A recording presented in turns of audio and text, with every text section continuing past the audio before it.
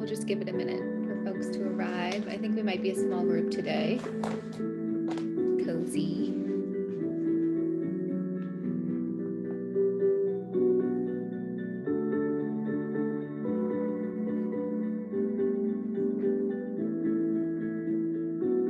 Hi, Juliet. Welcome. Welcome, Naomi. Just giving yourself a second to arrive as we wait for others to arrive.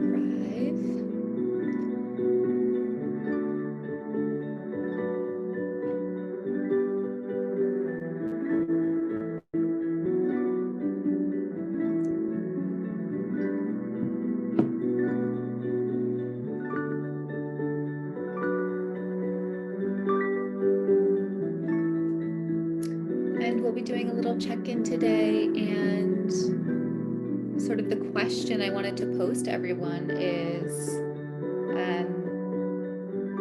what is bringing you comfort right now? So maybe thinking about that as we think about beginning this circle together.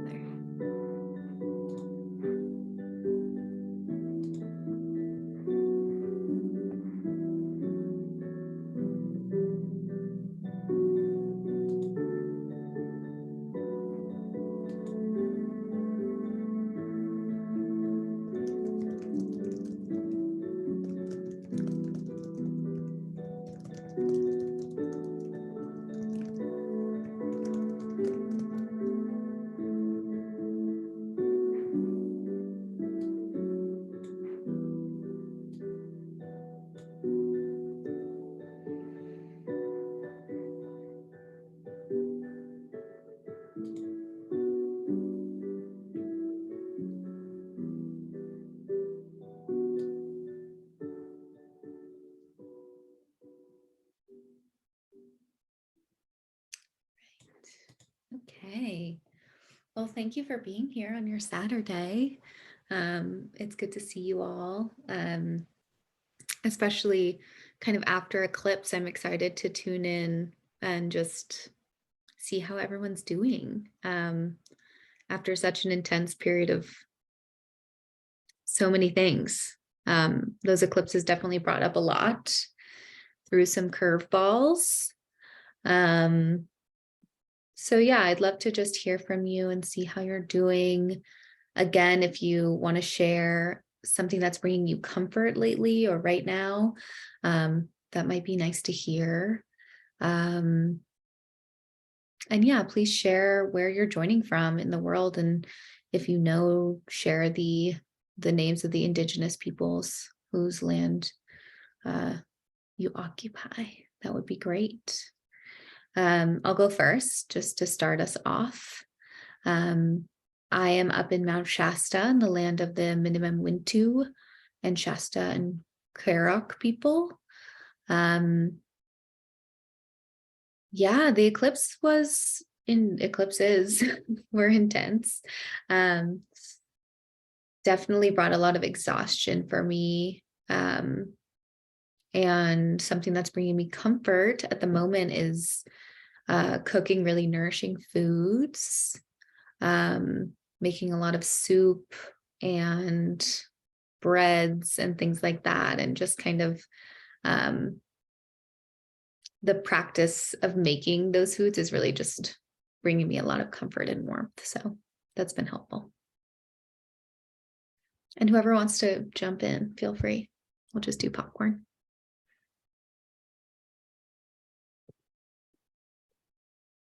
I can go, I guess. Yeah, I'm Amanda. I'm on Anishinaabe and Ojibwe land in McGregor Bay, Ontario, Canada. Normally I live in Los Angeles, Tonga land, but I'm here caretaking for my mom while she's going through chemo. And yeah, eclipses have been kind of intense. Lots of, especially I think anyone who has kind of had to spend time back at home as an adult with family and parents, there's a lot of patterns that come up for kind of reprocessing, and the eclipse has been no exception, really kind of intensified that. in a way that's ultimately been pretty constructive, I think.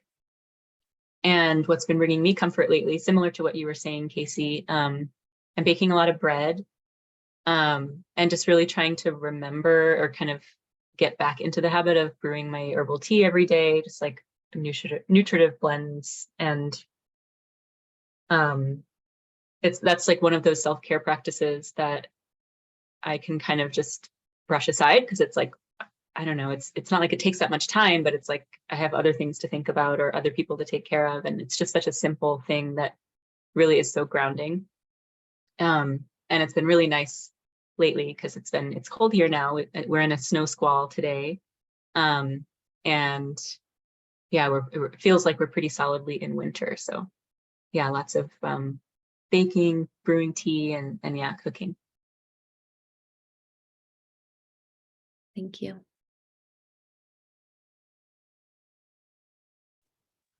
I can share. I'll turn my video on, but I'm in my car, so I pulled over. I'm Naomi. I'm in Bishop, California, which is Numu and Paiute, Numu/Paiute Shoshone lands. And I'm just finished with a walk. What's really been nurturing me recently is walking. It's getting pretty cold here too.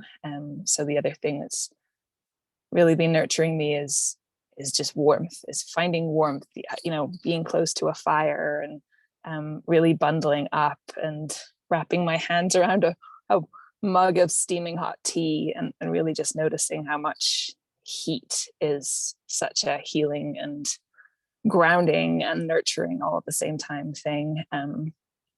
Yeah, the eclipse has been wild. The eclipses have been wild. It's been a really, really intense time. Always strikes me as just an opportunity to remember all of those practices that we need so much and not let any of them go. So yeah, greetings and love to everybody else. I'm gonna continue my drive home so I can continue to join in from there. Lovely, thank you.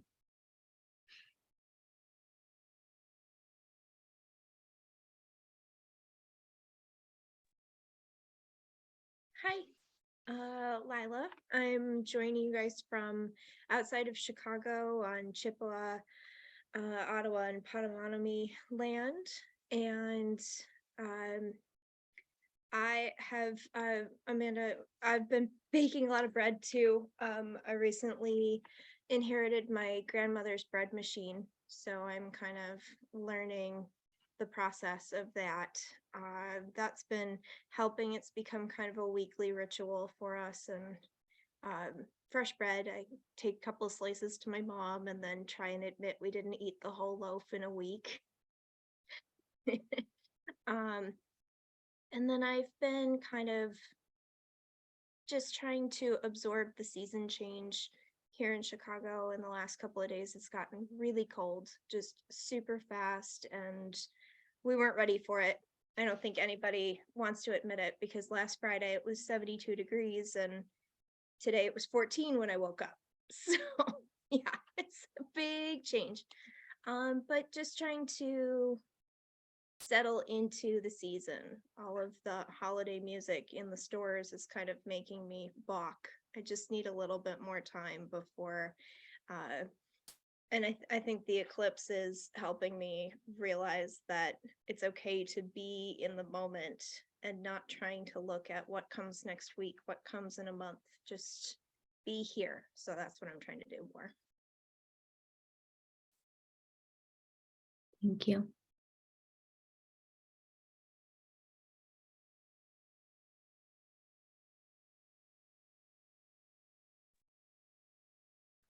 I'll share. Hi, I'm Juliet. I am joining you from Arlington, Massachusetts, which is Massachusetts and Pawtucket land.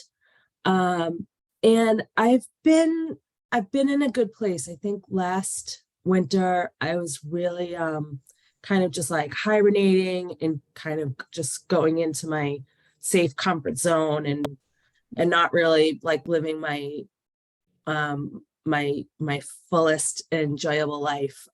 So this fall I've been doing a lot of work kind of with the lunar cycles and just kind of like shedding insecurities and building up my like confidence and my self-love. So I feel like I'm going into the cold weather like in a healthier place.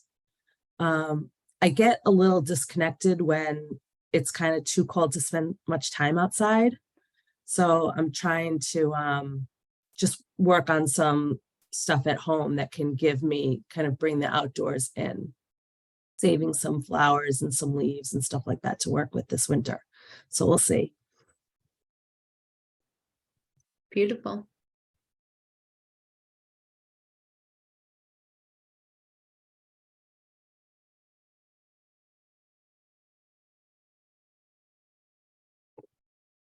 Would anyone else like to jump in and just check in and share what's bringing you comfort right now? It's okay if not.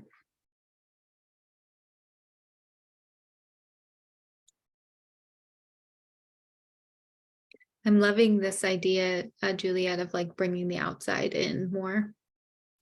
I find that's like so helpful for me, especially we had like a really early snow, and normally I would try to gather more like cedar and branches that are kind of falling and in the more autumnal time, but I'm kind of waiting for the snow to melt so I can do my foraging and bring those elements inside, which I'm excited about. They always make me feel more connected for sure through the winter when it's all snowy.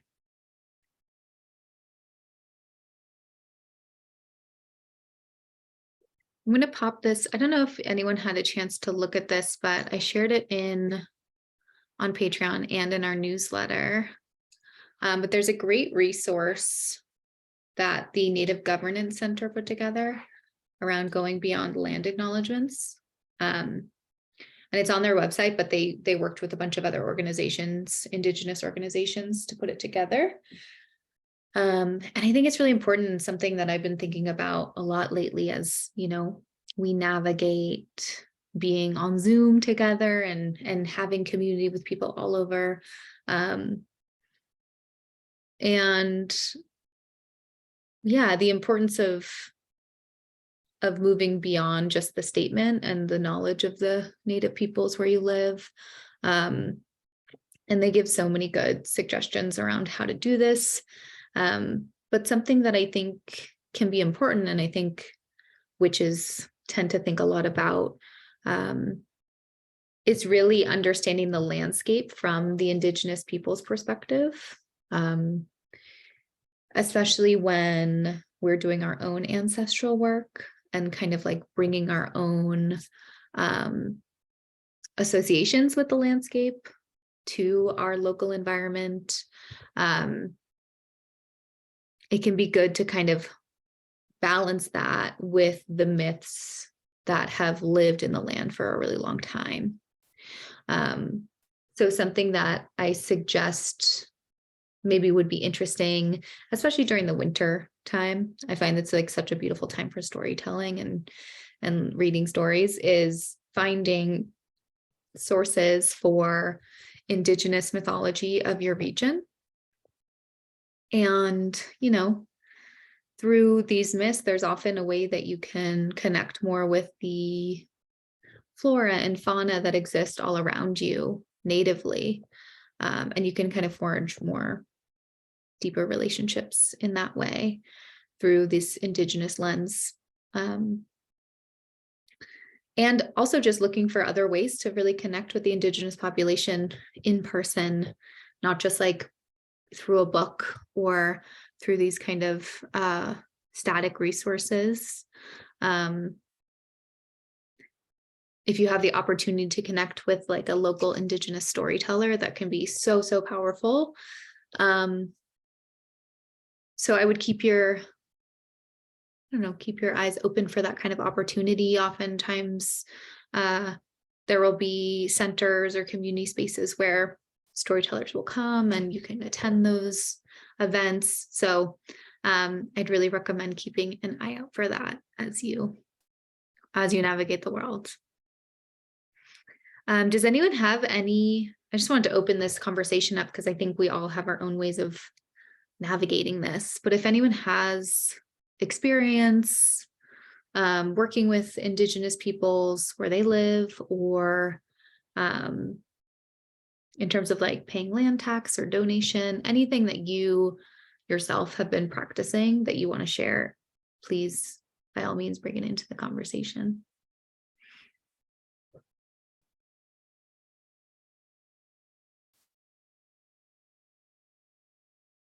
I guess just one thing I'll share that's been a little bit of a conflict for me personally lately is that, yeah, I know there's so much value in like land tax and giving to like local tribes, or here in Canada, First Nations. And, you know, while I've been here at home taking care of my mom and had to quit my job, it's like I've been in a different financial situation where that hasn't been as possible for me. So kind of trying to find different ways of engaging that aren't just monetary. And although that is also like, it's super valuable and something I definitely plan to start doing again as soon as I can. But here where I grew up, most of the people in the area and the people I grew up with are First Nations. And I've just really been finding it really valuable, like reconnecting with people like from my local area, from the local First Nation band. And I'm actually going to share in the chat somebody that I kind of grew up around who does a lot of education now on Instagram and on Patreon on indigenous herbalism and foraging practices that are specific to this region of the Great Lakes, but I think applies to other areas of the Great Lakes and like northern places where Ojibwe people have lived for thousands of years. But yeah, sometimes it's just like community building and, like you were saying, getting out there and actually connecting with people. Thank you. Yeah, that's such a great resource to share. And yeah, I think so much of the narrative, you know, the kind of colonizer narrative that's been perpetuated is like, you know, Indigenous people aren't here, but they are here, and they're very much an important part of like our history. And I think not engaging with them in like a human to human way can be kind of perpetuating some of that colonizer mindset. So important to try to push beyond that when you can. And if you feel like you don't have access, do some research. Yeah, I feel like there's always a way to kind of do so in ways that might be surprising to you, or yeah, in ways that are just kind of community building and not necessarily a way, like not with the only goal of kind of supporting or working with Indigenous people. It's just about being in your community in a more full way, essentially. Thank you for sharing that, Amanda. That's such an interesting and important topic to kind of foraging practices, because wildcrafting and foraging has become so popular, but doing so in a way that is respectful, not only to the land, but to the Indigenous people who have been stewards of the land for so long. Yeah. Anyone else have any resources or anything to share?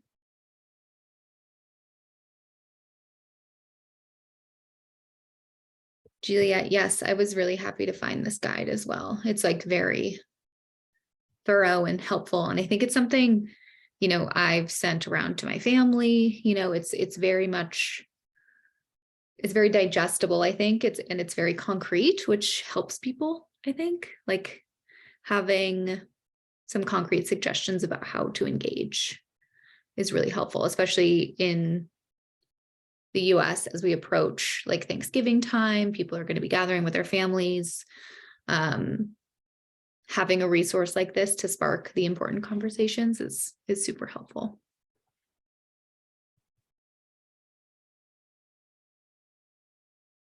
When I was growing up and visiting my grandmother who lived outside of Seattle, we spent a lot of time visiting museums and that focus specifically on tribal art from the region. And I've been trying to find one here in Chicago, and I did find one that I'll put in the chat in case anybody's visiting the northwest suburbs and needs an adventure.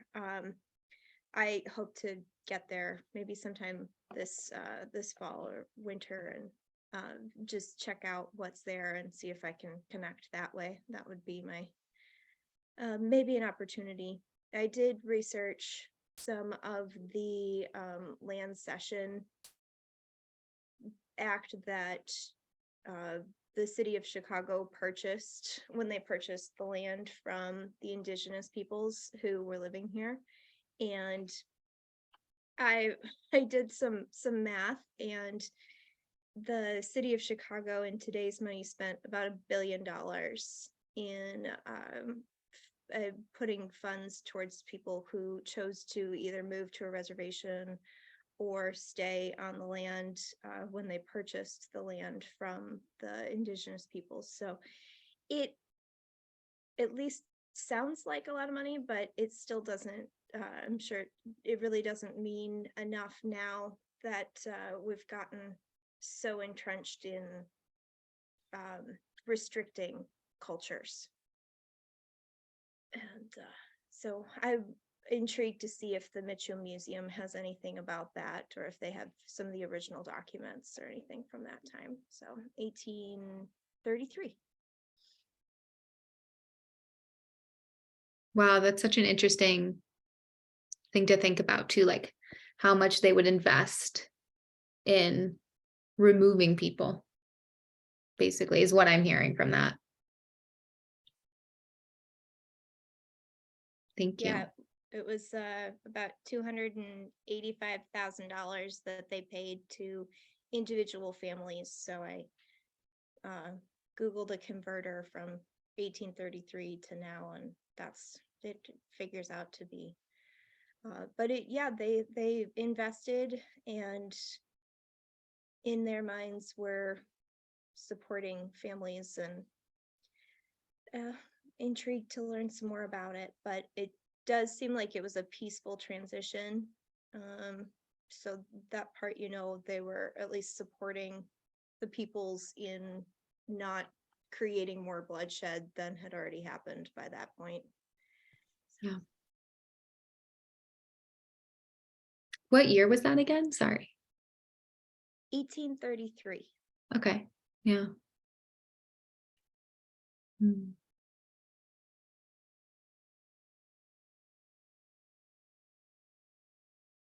Yeah, I appreciate you bringing in the resource of art too. I feel like that's a beautiful way to kind of connect with Indigenous people, is also supporting local Indigenous artwork and artists, and not even local, but just paying Indigenous artists for their work is such a big, beautiful thing to do. That was always something special that I shared with her, and I think about it around this time of year because it's a lot of the stories that she used to read to me, because we would buy children's novels written or illustrated by Indigenous artists with Pacific Northwest ties. And so a lot of their stories are fall and moon cycles, and it feels like part of me, even though I then worry about being too much, appropriating too much. So I hope to find that balance so that I can know that part that I really appreciated growing up learning is part of me, and I'm not just taking it from someone else. So that's Totally. part of my work that I'm trying to do. Mm. Yeah, I think you use the right word. It's like appreciation versus appropriation. And I think, I don't know, it's important to have these conversations about appropriation, but I think when you're taking something and like using it for profit or repackaging it and like using it for your personal gain, that is what to me feels very appropriative. Whereas like appreciating somebody else's culture or somebody's stories, somebody else's art, that's just like a beautiful way to kind of be in conversation with the diversity of the world, you know?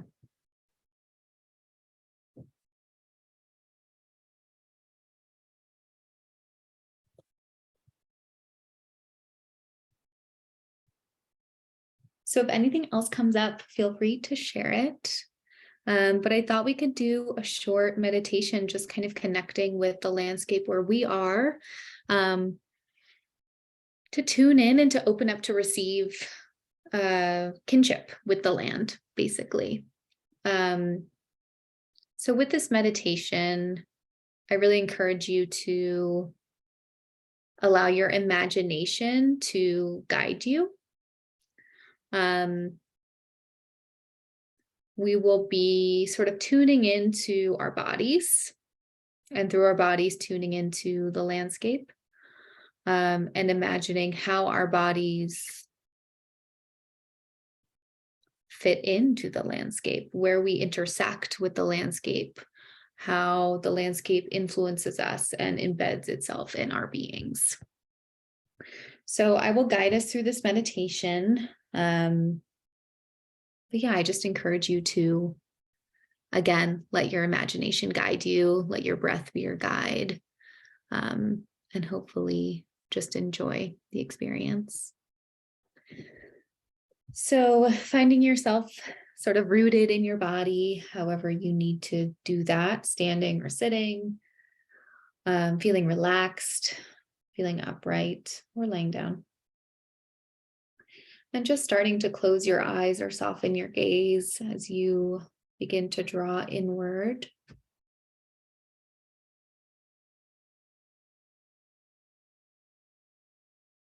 Allowing the darkness of your interior being to saturate you. As you start to become more aware of your breath.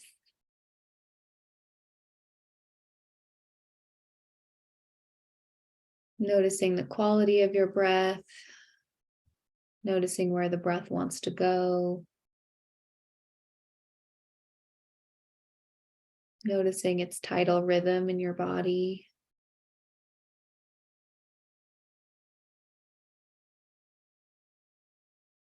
And as you exhale, I encourage you to subtly relax your body, letting go of any tension or holding, inviting in softness, softening your face and your jaw, softening your arms and your legs and letting them be heavy.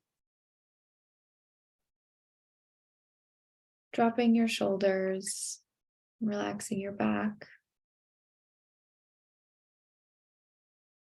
softening your core and your hips.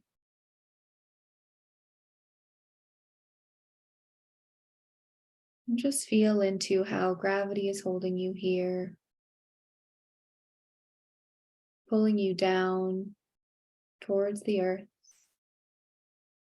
always keeping you tethered and connected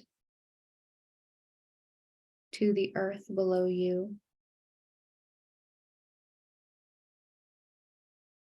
And as your awareness starts to sink downward, I invite you to imagine that you're connecting directly with the earth's crust. Noticing the leaves on the ground, the temperature of the earth.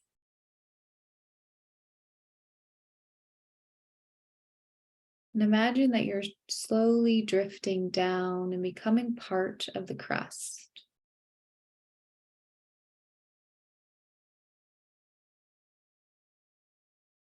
Tapping into the root systems that live there. Tapping into the flora carpeting the crust. Noticing what stage of life these plant beings are in.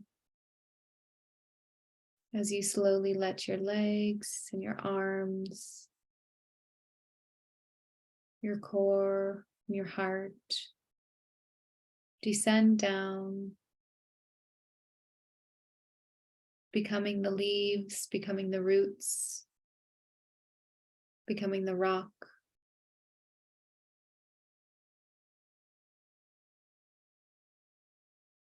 And as you breathe into this process, just knowing what parts of your body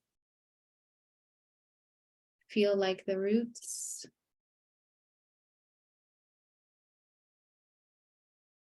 what parts of your body are holding the waters,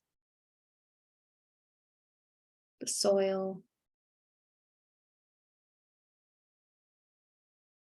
As you allow yourself to sink into the earth, embedding yourself down and outward,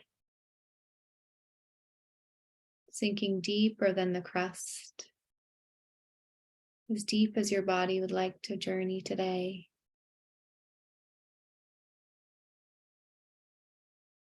Dropping down into deeper taproots of trees,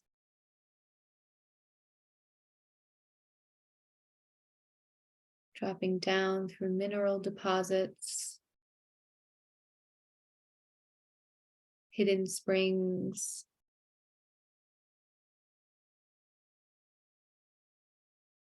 dormant life.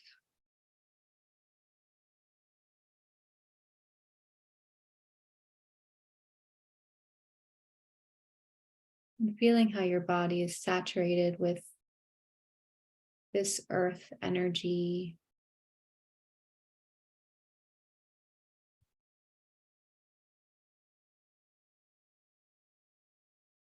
Inviting this earth energy to inform you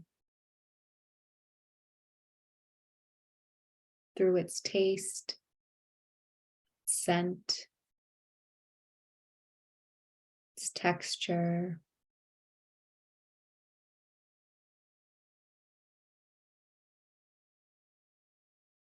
and inviting in a deeper awareness, a deeper exchange between yourself and the earth.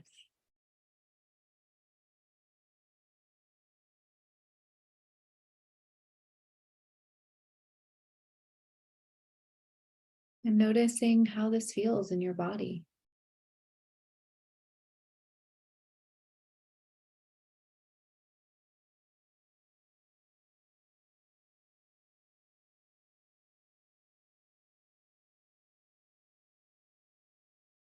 And taking a deep breath here as you reach saturation point wherever you are.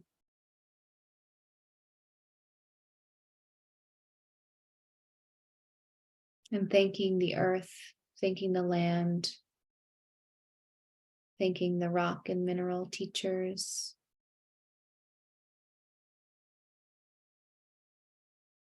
In whatever way feels most meaningful to you.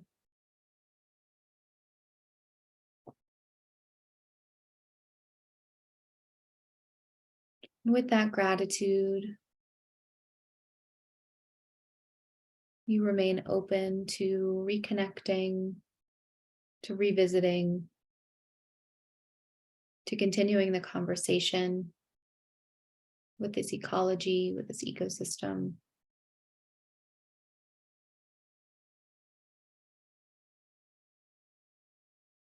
And as you take nice deep breaths,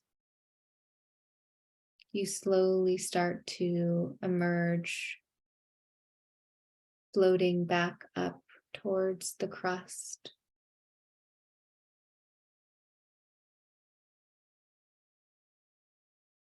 Breathing your way up and through, feeling the sensation of coming through, blooming, above ground.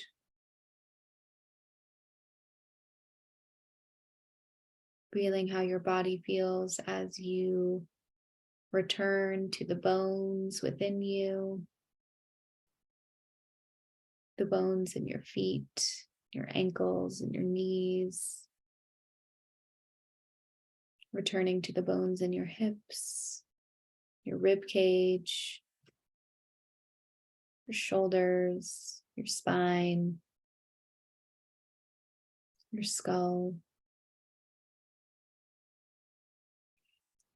And taking another deep breath as you just feel how your energy feels after being a part of the earth. As you slowly make your way back into your muscles, becoming embodied again, here and now. Reconnecting with the room you're in. Reconnecting with this circle when you're ready.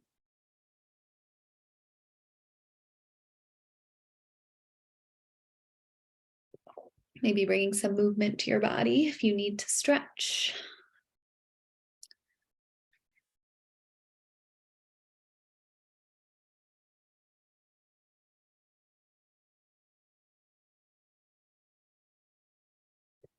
So I find this can be a really beautiful thing to do, not only on the land where you live, but if you go to visit other places, just to kind of tune into the landscape and invite in sort of a sense of relation to the earth, wherever you may be. I'm curious if anyone has any reflections about that process or how that felt for you all.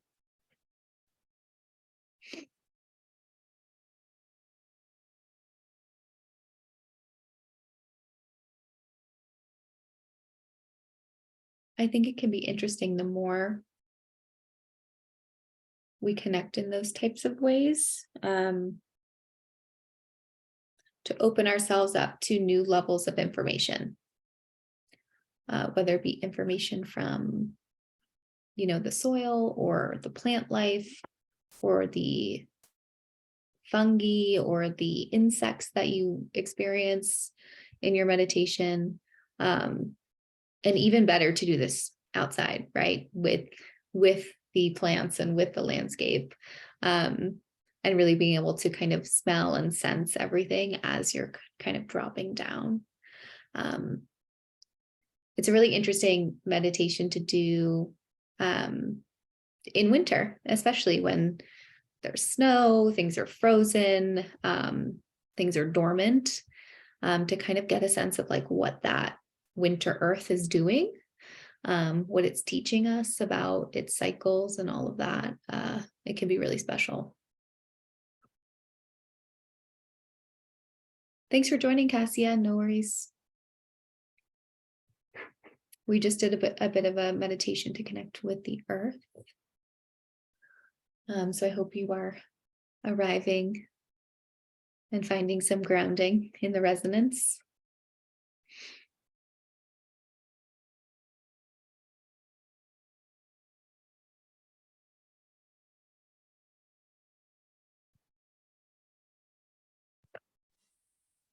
So if there's anything, oh yeah, go for it. Sorry, I was just going to say I really enjoyed that meditation. I missed the very beginning of it because I was charging out of the car and into the house, and then it was really nice just to arrive and go. But I'm an artist, and I have been really fascinated by roots and also masses of tangled plant material like crabgrass, like Bermuda grass, and how it has those intense knots and tangles. And I have 2 kids, and they're both sick right now. And I was thinking, what's the day ahead going to hold And I've just had like this moment of like, it's time to draw those roots. So I feel like that meditation just, I was imagining being amidst all the tangles. And I feel like the tangles are a metaphor for so many things for me. And that's why I'm so drawn to them and captivated by them. So I want to just say thank you for giving me a little boost of inspiration that that's something I can do with a sleeping sick child on my lap, is I can do some drawing. I'm going to draw some roots today. And I think it feels like a really good time to do it. So thank you. Good. I'm so glad. That's also such a beautiful offering, in my opinion, like connecting with the earth in that way and then translating that into a drawing is something that really acknowledges your inspiration, which is very magical.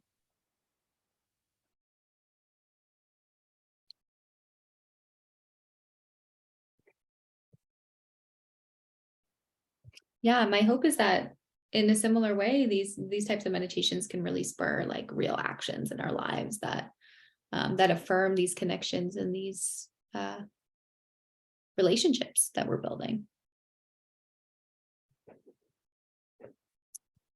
So if no one else has anything to share, I mean, you can always jump in.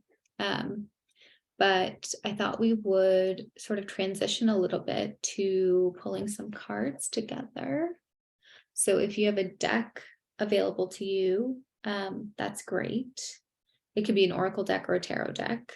But I thought it's, I don't know, this point in the year is always really interesting. And I think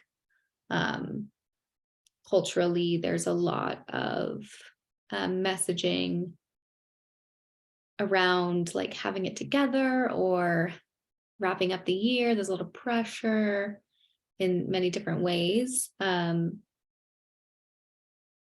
I think it's also a good way to kind of magically tune in and ask our guides how we can feel the most supported as we kind of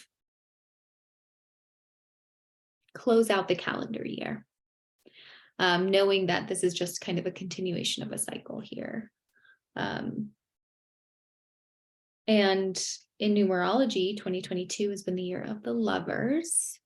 So I thought we could sort of pull some cards that sort of illuminate our relationship to the lovers and maybe the lessons that have come up throughout the lovers year. So if you want to, you can pull out your lovers card from the deck and sort of put it out in front of you to sort of anchor the reading, anchor the energy that we're going to be connecting to and communing with.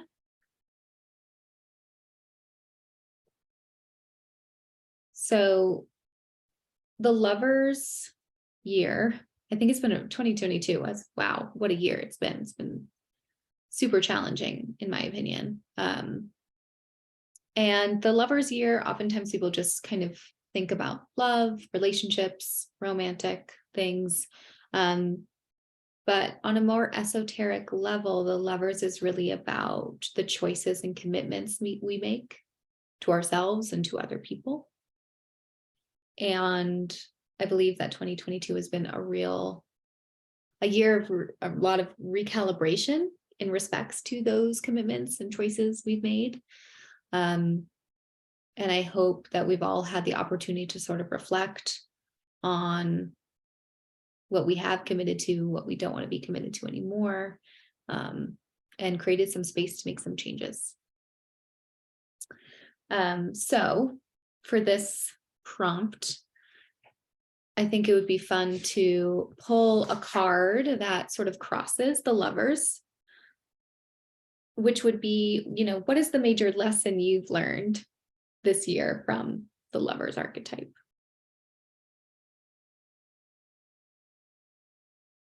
So whether or not you're using the lovers as a signifier or not, you'll shuffle your deck and think about what lesson you've learned from the lovers this year, and then pull a card.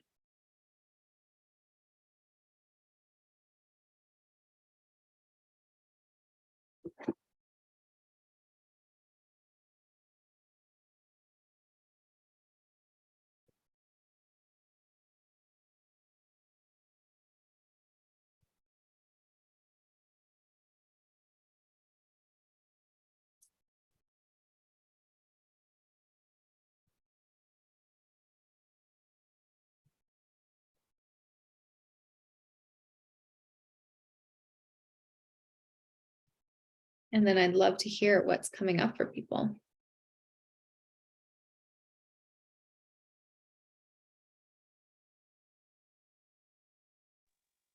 Hi, I'm Sarah. Yeah. I pulled the King of Swords, and it's super personal only because I'm going through a divorce, and I think it's telling me that I've learned that my ex is literally only thinks from the neck up, basically, and it's just reminding me of that, So, Yeah, that's really potent. Yeah. Thank you for sharing that. Yeah, if you wanted, I'm gonna post a more thorough spread for this so you can kind of continue the thread. But I would say for you specifically, I would pull a card and ask, like how have you been showing up throughout this process, throughout this lover's moment? Divorce is very much a lover's process. Oh, 9 of Pentacles. Okay. I love to see that. The 9 of Pentacles shows up as me a lot when I'm asking about myself, and I'm interested to hear from other people. I don't know. I don't want to derail this. No, go. But I'm always interested to know if people pull cards that are like, oh, yep, that's always me, like, or that's always a signifier of me. And I'll just say my tarot deck has a dry sense of humor. So sometimes when I ask it questions like this, it just tells me what is actual. Yes. Sometimes. So yeah, anyway, thanks. That totally resonates. Yeah. I definitely think archetypes, it kind of tends to shift for me over time, but there'll be moments when I'm like pulling the same card in relationship to like how I'm showing up. Yeah, I think tarot decks have like a very dry sense of humor for sure.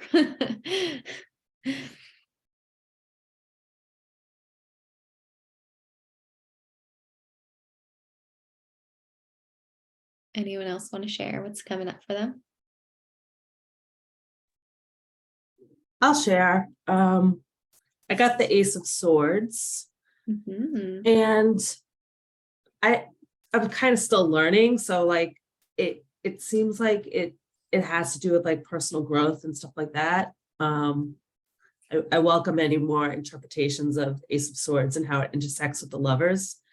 I definitely have been making strides in my relationships about like protecting myself, advocating for myself, and being more clear about what I want. And so it is kind of interesting to think about the tarot kind of,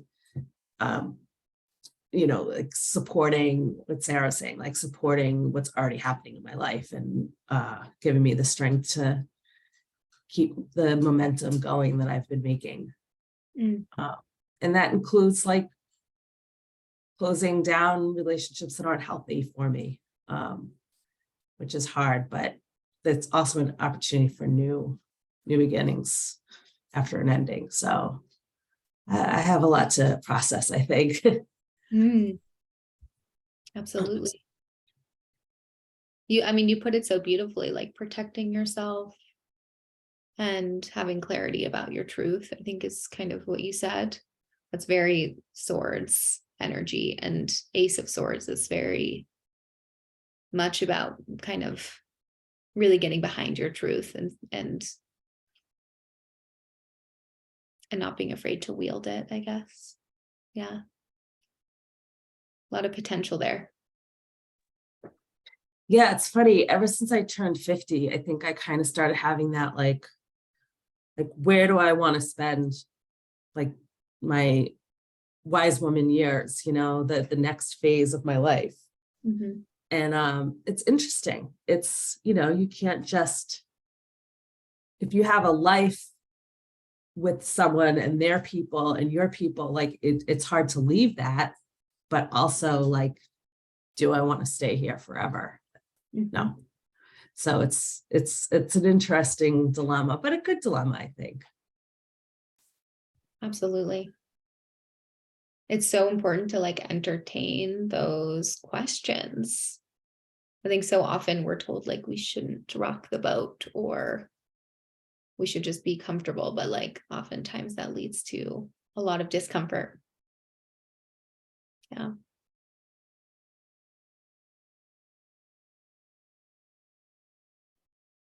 It's very lover's medicine too. You know, we make commitments to people and sometimes those commitments really need to change in order for us to grow.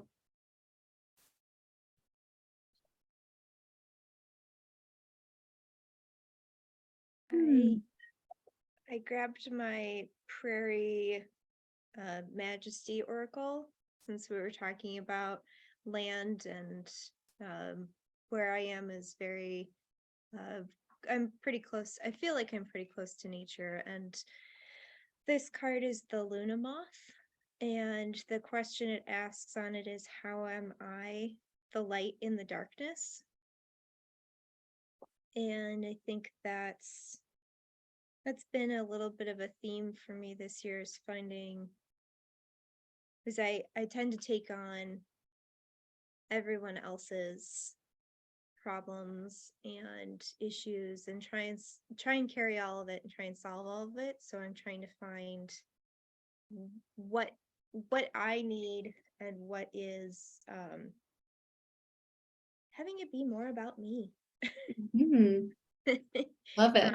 Without feeling like I'm being too selfish or closing the door on somebody who has relied on me.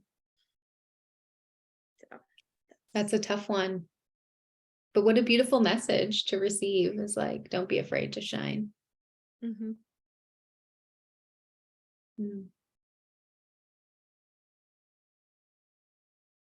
Yeah, sometimes we overcompromise in relationships.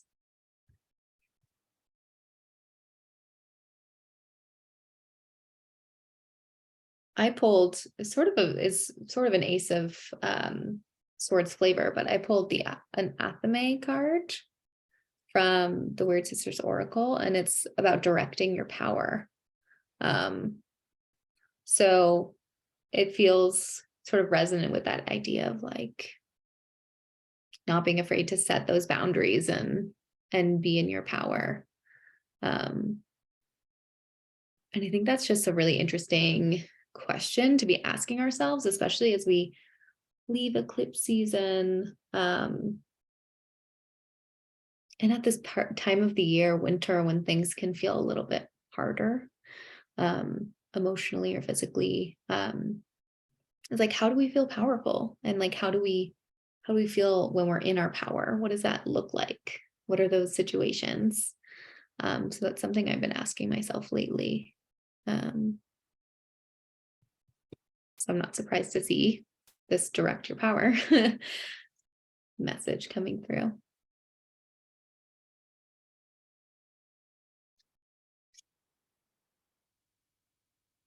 Anybody else want to share?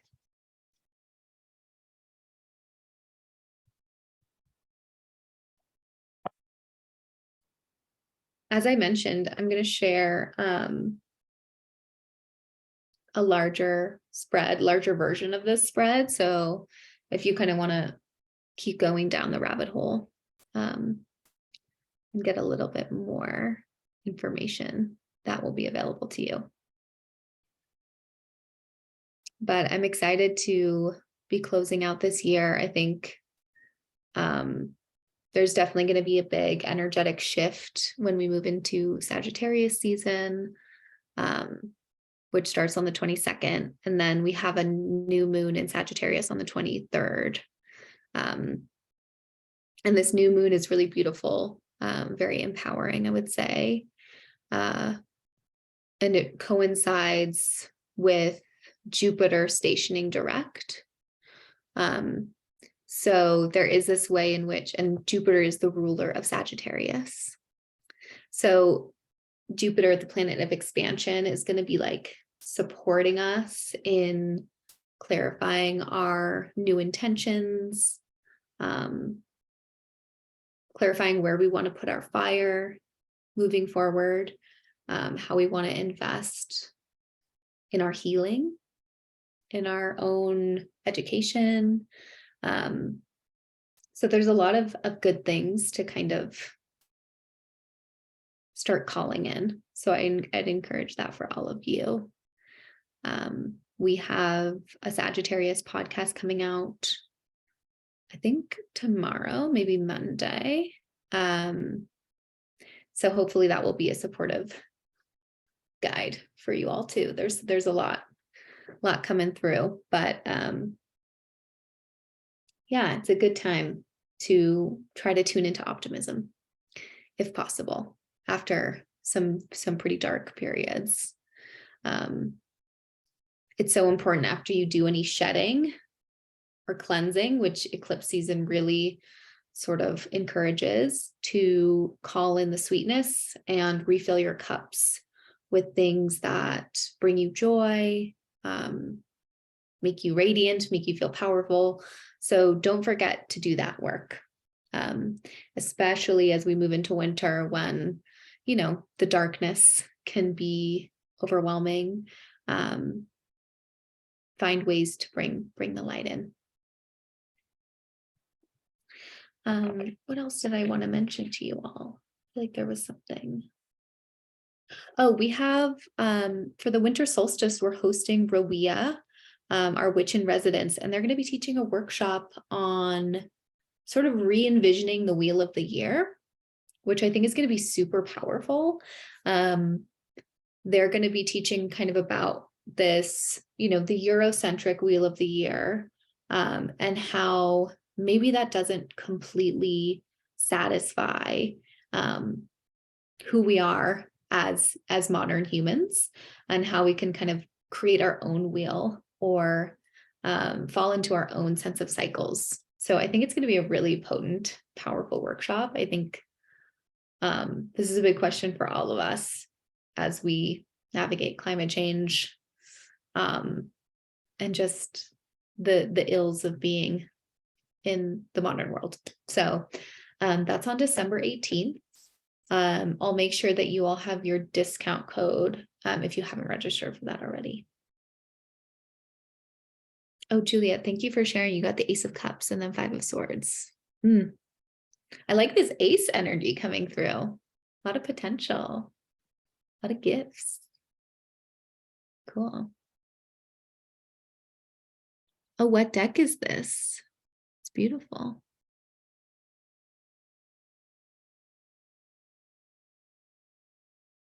Oh, wow, cool. I love all. Oh yeah, go It's for it. the Saucer Bito deck by Stacia Burrington. And it's, I think it means, I can't remember what the word means. It's a Japanese word. And I just opened up, we moved into my mom's house. And it's now our house as she passed in September.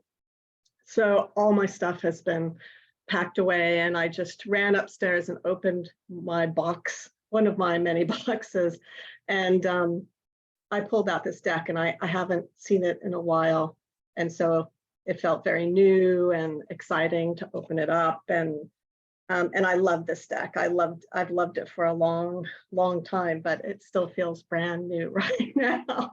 So Yeah. It's beautiful. Thank you for sharing. I love seeing everyone's decks. It's always very fun for me. Well, I wish you all a beautiful weekend. Enjoy the weather where you are, whether it's snow or not. And we'll connect soon. Thank you so much for being here. Thank you. Yeah, take care. Thanks. Be well.